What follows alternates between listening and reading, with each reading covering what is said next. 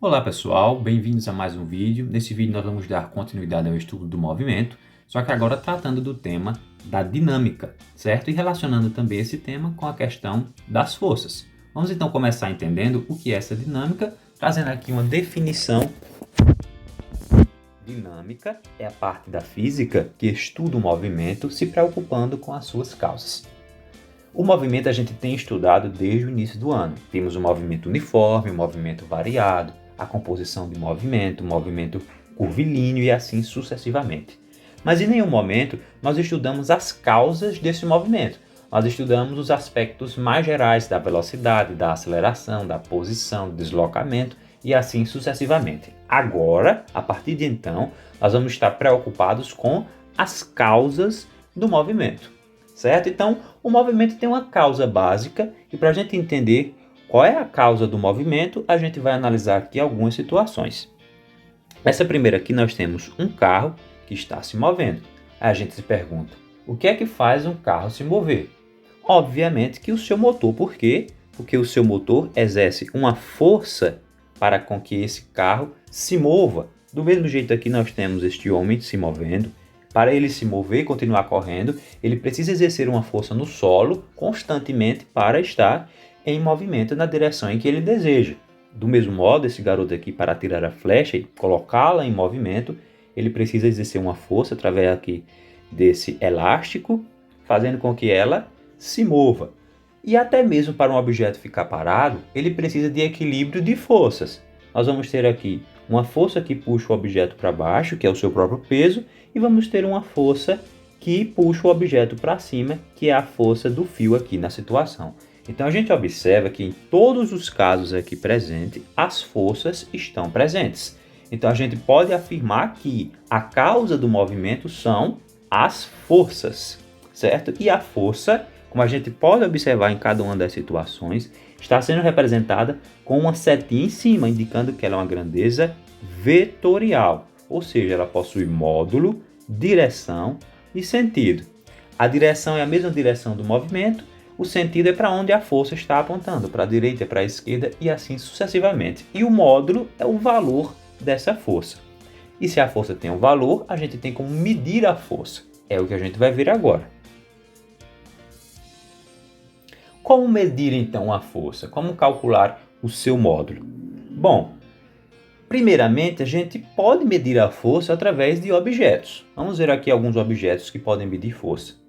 Esses objetos que medem força, a gente dá o nome deles de dinamômetros, certo? Então, para medirmos a força aplicada a qualquer situação, a gente pode utilizar um dinamômetro, dependendo da especialidade desse dinamômetro. Nós temos um dinamômetro como no nosso dia a dia, que é uma balança. Ele mede a força que os alimentos, por exemplo, como aqui as batatas, exercem sobre ela. Nós temos aqui um dinamômetro pendurado, em que se nós colocarmos aqui um objeto também pendurado, ele vai medir a força, do mesmo modo que esse outro daqui, apenas a diferença é que esse é um pouco mais moderno em comparação a esse outro. Mas todos eles têm a capacidade de medir a força aplicada sobre algum objeto. Temos que prestar bem atenção na palavra, que é aplicada. Por quê? Porque os objetos não possuem força, eles podem aplicar uma força. Então, quando você coloca um objeto sobre uma mesa, não é que aquele objeto vai ter força, mas ele aplica uma força sobre a mesa. Lembre sempre disso, os objetos não possuem força. Mas nem todas as situações é possível a gente medir uma força aplicada através de um dinamômetro, certo? Em certas situações a gente pode fazer estimativas, e para fazer essas estimativas a gente precisa partir para os cálculos. Então, se não tivermos um dinamômetro, a gente tem que obrigatoriamente fazer um cálculo se desejar medir a força aplicada. E a gente pode utilizar algumas relações, porque como a gente viu antes, a força parece estar ligada de alguma forma com o peso, não é isso? Ou com o que a gente chama de massa dos objetos. Então a gente utiliza algumas relações matemáticas para fazer essa medida da força. E a relação é a seguinte: cada quilo equivale a 1 kg força. Então se eu tenho 10 quilos, ele representa 10 kg forças. Quilograma força é a medida de força. Cada grandeza na física tem a sua própria unidade de medida. Porém, apesar dessa quilograma força ser utilizada no dia a dia em algumas circunstâncias, a mais utilizada nos livros é esta outra daqui, que recebe a letra N de newtons em homenagem a Isaac Newton. E qual é a relação? É que cada quilograma-força equivale a aproximadamente 10 newtons e a gente vai ver posteriormente por que esse valor de 10, certo? Mas é importante ter em mente que para cada quilo eu tenho 10 newtons. Não vamos tanto aqui nos preocupar com a questão do quilograma-força, porque nós vamos utilizar mais as forças em newtons daqui para frente. Então a nossa relação será essa daqui, ó. Cada quilo equivale a aproximadamente 10 newtons. Vamos então ver algumas situações aqui práticas e ver como nós podemos calcular o valor dessa força ou saber o peso em algumas situações. O exemplo é o seguinte, nós temos aqui esse senhor que está carregando um saco. Diz assim, na situação mostrada ao lado, o saco exerce uma força de 500 newtons sobre o homem. Assim, podemos afirmar que a massa do saco é de, letra A, 500 kg, letra B, 50 kg ou letra C, 500 kg força. Pense aí um pouquinho na situação e nos valores que eu coloquei antes e depois veja a resposta. Bom, o que é que nós podemos perceber aqui? Primeiramente é que o valor aqui é referente a uma força, não é isso? Então a força, que eu vou chamar de F, que o saco exerce sobre o homem é de 500 newtons. E o que ele pergunta aqui? Que a massa do saco é de quanto? Ele quer saber a massa, não é isso? As únicas opções que trazem valores de massa são a letra A e a letra B, porque trazem em quilos. Quilograma-força da letra C não é massa, é força também. Então a gente já elimina a letra C.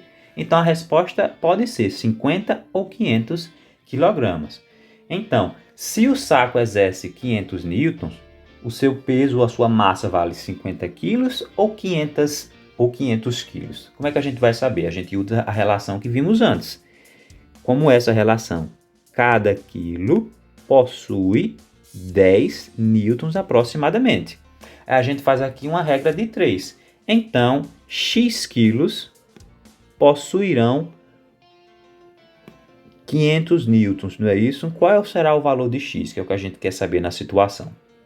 Aí aqui a gente faz meio pelos extremos. Então multiplica 10 por x, que dá 10x, igual a 1 vezes 500, que dá 500. Então x será igual a quanto? A 500. E esse 10 passa dividido por 10. 500 dividido por 10 é igual a 50 quilos para essa situação. Então a resposta é que o saco tem uma massa de 50 quilos. Mas se a gente for medir isso em força, essa força vale 500 newtons. Então, sabendo disso, toda vez que eu quiser transformar de newtons para quilo, basta dividir por 10. Vamos ver então uma nova situação.